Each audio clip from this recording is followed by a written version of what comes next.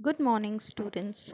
We will be continuing with the chapter Plant Growth and Mineral Nutrition. In today's lecture, we will be learning about various phytohormones that are auxins, gibberellins, cytokinins, abscisic acid, and ethylene. Let us begin with the first hormone, that is auxins. Auxins were discovered by Charles Darwin and Francis Darwin. Auxins were first isolated by F. W. Wendt from the tips of coleoptiles of oat seedlings. Coleoptiles means sheath covering the young leaf. Many synthetic auxins are available today. For example, IAA, IBA, NAA, and 2,4-D. Let us now study about physiological effects of auxins. Auxins help in promoting apical dominance, that is, they will help in the growth of apical bud and inhibit the growth of lateral bud. They help in initiating rooting in stem cuttings, that is, when you apply auxins on the stem cuttings, they will help in growing roots. They help in promoting flowering. In certain plants, when you apply auxins, they will help the flowers to develop.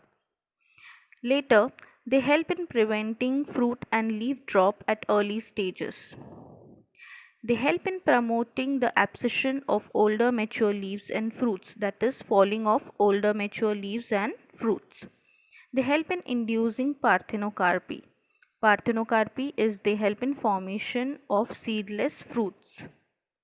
They are used as herbicides. Later, auxins also help in xylem differentiation and help in cell division.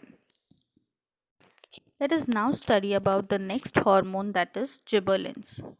Japanese scientist E. Kurosawa identified gibberellins present in a fungal pathogen called Gibberella fusiculae. Gibberellins were later isolated from infected rice seedlings. Let us now see physiological effects of gibberellins. Gibberellins help in elongation of stems. When gibberellins are applied on dwarf shoots, they will grow to a normal height. Gibberellins initiate blotting in plants like cabbage and beetroot. That is, they help in elongation of stems, that is, internodes of stems. Gibberellins help to overcome natural dormancy that is, inactive states of buds, tubers, seeds, etc. Gibberellins also help in seed germination. Gibberellins also help to induce parthenocarpy, that is, formation of seedless fruits. Gibberellins help in promoting flowering in long day plants. Gibberellins help in vernalization process, that is, inducing flowering in plants. Let us see the next hormone, that is cytokinins. Skoog and Miller discovered cytokinins. Let us now see physiological effects of cytokinins. Cytokinins help in inducing cell division. Cytokinins delay the senescence of leaves and other organs. Senescence means aging. They promote lateral bud, that is, they help in inhibiting apical dominance. Cytokinins increase cell expansion in dicots and in leaves. Cytokinins promote chloroplast development and chlorophyll synthesis. Let us see the next hormone, that is ethylene. Ethylene is the only gaseous growth regulator. Ethylene is the plant hormone responsible for fruit ripening.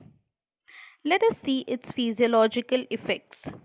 Ethylene promotes senescence and abscission, that is, aging and falling off of mature parts of the plant. Ethylene inhibits elongation of stems and roots. Ethylene helps in inducing fruit ripening. It also helps in breaking seed and bud dormancy. Ethylene initiates germination in many seeds. Ethylene helps in sprouting of tubers. Ethylene promotes growth root and root hair formation. Ethylene also helps in initiating flowering. Let us now move on to the last hormone, that is abscisic acid. It is a natural growth inhibitor hormone. Frederick and his co-workers identified abscisic acid.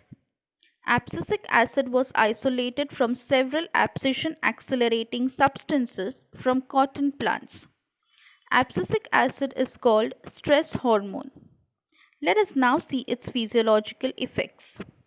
It acts as general plant growth inhibitor. Abscisic acid induces seed and bud dormancy.